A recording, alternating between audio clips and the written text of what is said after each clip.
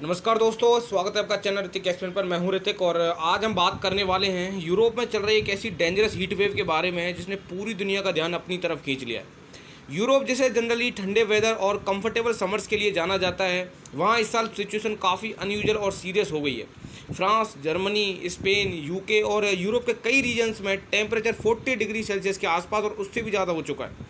और सबसे शॉकिंग बात यह है कि जून के महीने में कई पुराने टेम्परेचर रिकॉर्ड्स टूट गए हैं। अब सवाल यह है कि आखिर यूरोप में इतनी डेंजरस गर्मी क्यों पड़ रही है और क्या ये नॉर्मल वेदर है या क्लाइमेट चेंज का इफेक्ट। देखो, एक्सपर्ट्स के अकॉर्डिंग इस बार यूरोप के ऊपर एक strong high pressure weather system बना हुआ है जो एक इनविजिबल ढक्कन की तरह काम कर रहा है।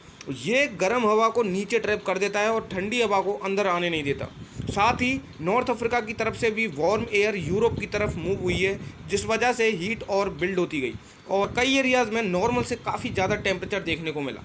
लेकिन दोस्तों, ये सिर्फ अनकंफर्टेबल वेदर की बात नहीं है, इसका डायरेक्ट इफेक्ट लोगों की हेल्थ और डेली लाइफ पर भी दिख रहा है। डॉक्टर्स हीट को साइलेंट किलर भी बोलते हैं क्योंकि dehydration, heat exhaustion, breathing issues और हार्ट प्रॉब्लम्स का रिस्क काफ़ी बढ़ जाता है। रिपोर्ट्स में हीट पीरियड के दौरान यूरोप में 1300 से भी ज़्यादा एक्सेस डेथ की बात सामने आई है और सबसे ज़्यादा इम्पैक्ट एल्डरली लोगों और हेल्थ इश्यूज़ वाले लोगों पर देखा गया।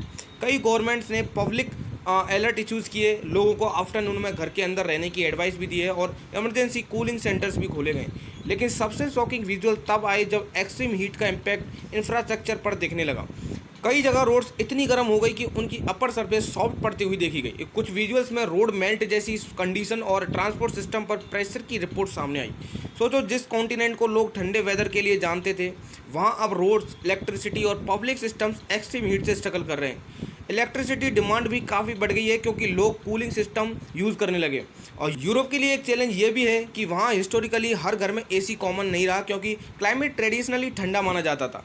अब सबसे इंपॉर्टेंट क्वेश्चन है कि क्या क्लाइमेट चेंज इसका रीज़न है। देखो, साइंटिस्ट का कहना है कि क्लाइमेट चेंज और global warming extreme heat events को और इंटेंस बना रहे हैं।